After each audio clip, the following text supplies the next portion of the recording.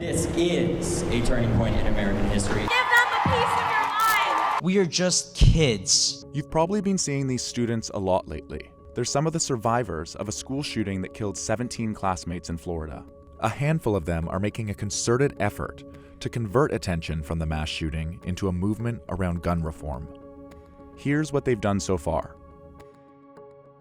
The seniors believed to be named Nick Cruz, but this has not been confirmed. Even while they were still on lockdown in their classrooms, some of the students were already thinking about gun reform. And that no amount of money should make it more easily accessible to get guns.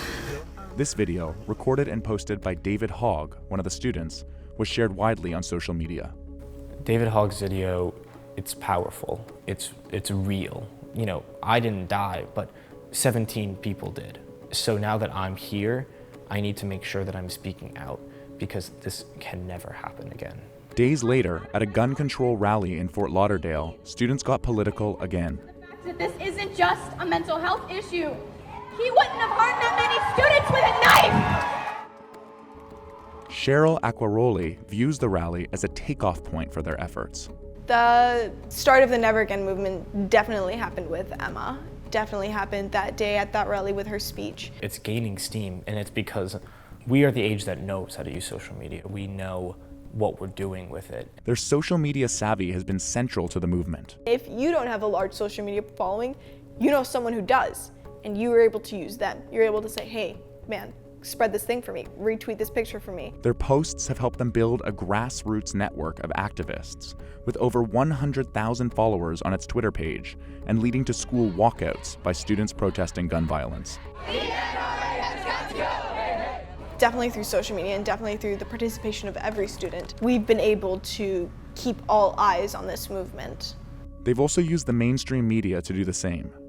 Last week, CNN facilitated a town hall on gun reform between students, Florida Senator Marco Rubio, and others.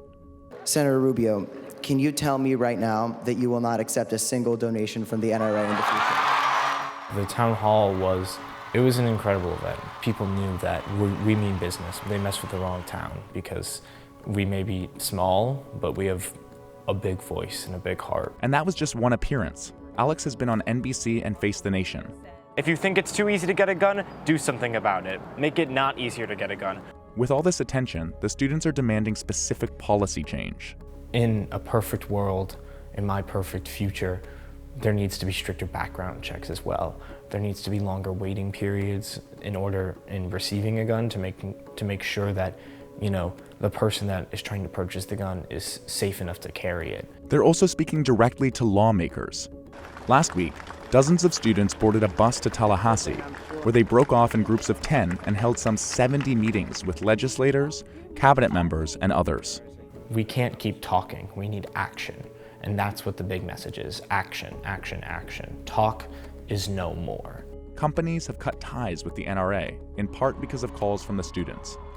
Just recently, all these companies are releasing their partnerships with the NRA and they're backing out. And it's crazy because we did that. We are making this change. Since Wynn spoke with the Journal, companies that have severed ties with the NRA include Avis, MetLife, and United Airlines.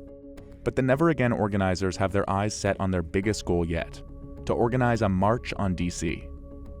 To do that, they've asked for some help. We contacted Dina Katz, who ran the Women's March, and she's been an outstanding help in just talking us through everything and making sure we're doing everything correctly. You know, this is student run and this is a student-led movement. However, stuff like that, it's important that we just have adult help to make sure we're doing everything correctly. To pull this off, the teens knew they needed money. Alex's best friend, Cameron Caskey, set up a GoFundMe page. You know, the setup of the GoFundMe was because so many people had messaged us saying, how can I donate, how can I donate, how can I help? Seeing that outreach is absolutely incredible because the fact that kids that didn't even experience this want to help us and want to make sure that they don't experience it, that's all that we could wish for. They're already close to their $3 million goal, with donations from celebrities like Oprah Winfrey and George Clooney.